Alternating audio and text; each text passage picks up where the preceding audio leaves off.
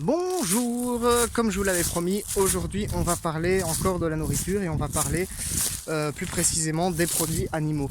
Puisque dans notre société on a l'habitude de consommer beaucoup de produits animaux, que ce soit des œufs, des produits laitiers ou de la viande. Alors moi pour ma part je ne suis pas autonome avec ces produits pour l'instant. Je travaille à essayer d'installer un poulailler avec des poules pour faire des œufs. Mais en dehors de ça je ne suis pas spécialement autonome. Alors je vais vous expliquer déjà un petit peu mon cas, parce que moi je consomme énormément de légumes, j'aime quasiment tous les légumes qui existent. Et je consomme très peu de viande, très peu souvent de la viande. Avant j'en consommais beaucoup plus, mais j'ai diminué fortement ma consommation. Je consomme régulièrement des œufs quand même, et par contre des produits laitiers quasiment jamais non plus. Alors les rares fois où je consomme des produits laitiers, ça va être du lait dans une préparation, dans un gâteau, ce genre de choses, ou du beurre parfois, mais globalement j'en consomme pas.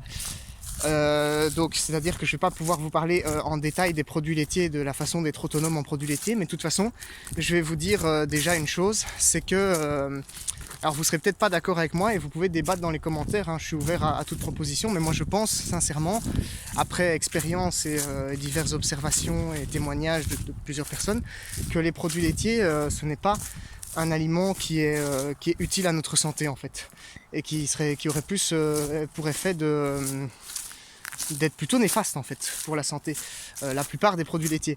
Après il y a des degrés différents en fonction de ce que vous consommez, Par exemple vous allez consommer un fromage au lait de vache, ce sera au lait de chèvre je vais dire par exemple, ce sera moins pire qu'un fromage au lait de vache, puisque ça contiendra moins de lactose. En fait le lactose, si vous voulez, il est présent dans la plupart des produits laitiers, et certaines personnes sont même intolérantes au lactose. Et prennent des médicaments pour ça, prennent des enzymes qui vont digérer les laits, parce que leur corps n'en produit pas naturellement. Et en fait, ces personnes-là, ce sont des personnes tout à fait normales. C'est les autres qui ne sont pas normales, puisque normalement, passé un certain âge, on n'est plus supposé digérer le lait, puisque le lait est fait pour notre croissance, pour passer de l'âge, pour passer du stade d'enfant à celui de l'adulte en fait.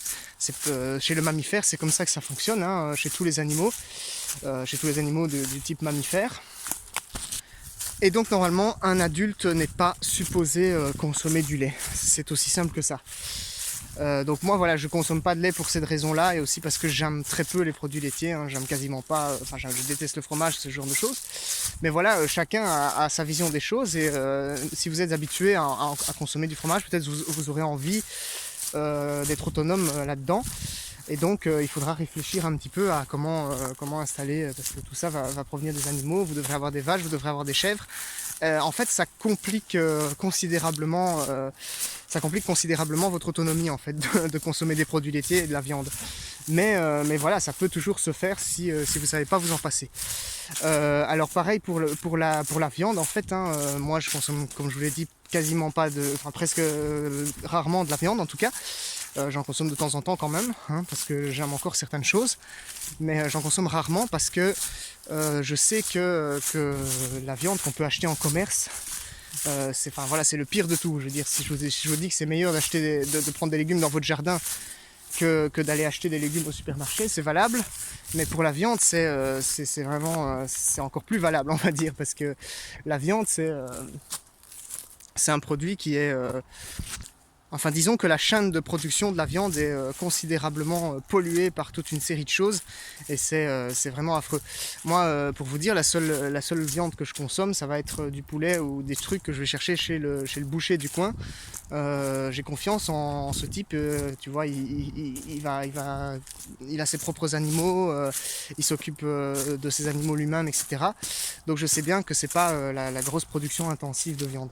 Et ça, c'est vraiment indispensable. Et pour les œufs, ça va être pareil, en fait, il y aura plein, la chaîne de production des œufs, elle est tout aussi polluée, on va dire, que la chaîne de la production de la viande. Si vous mangez un œuf ou un morceau de viande qui provient du supermarché, vous avez beaucoup de chances d'avoir un aliment qui est malsain pour votre santé. D'ailleurs, vous pouvez voir à beaucoup d'endroits sur internet que les œufs sont pleins de cholestérol et que c'est dangereux. Si on consomme trop d'œufs, on peut avoir des problèmes de cholestérol.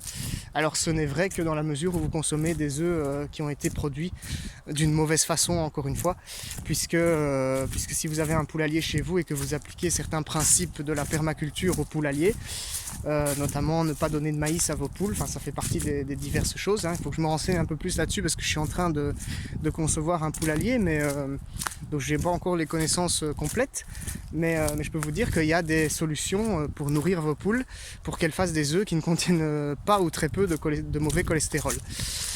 Donc voilà, c'est pas impossible, vous pouvez manger si vous voulez 3 œufs par jour à partir du moment où vous produisez ces œufs correctement. Alors pour la viande, il sera conseillé d'en manger beaucoup moins que notre consommation actuelle, puisque la consommation actuelle de l'humanité est excessive. La plupart des gens mangent de la viande tous les jours, alors que notre corps n'est pas fait pour digérer de la viande tous les jours et pour avoir ce genre de produit, pour intégrer ce genre de produit tous les jours.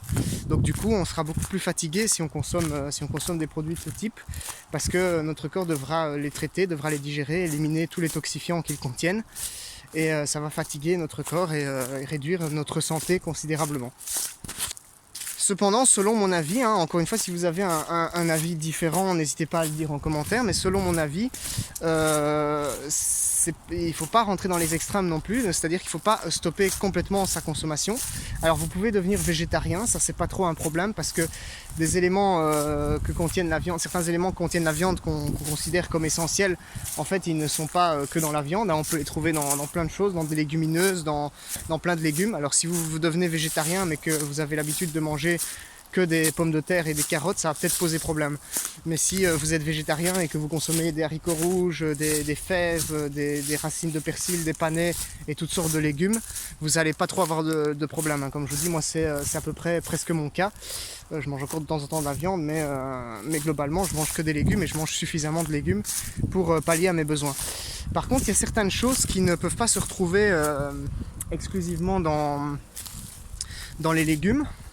Certaines choses qu'on va retrouver que dans les produits animaux, notamment la vitamine B12, ça en fait partie. Alors il y a des exceptions, on peut trouver la vitamine B12 par exemple dans la bière, qui n'est pas spécialement un produit animal, mais bon, vous n'allez pas consommer de la bière en masse juste pour avoir votre dose de vitamine B12, ça va peut-être poser problème.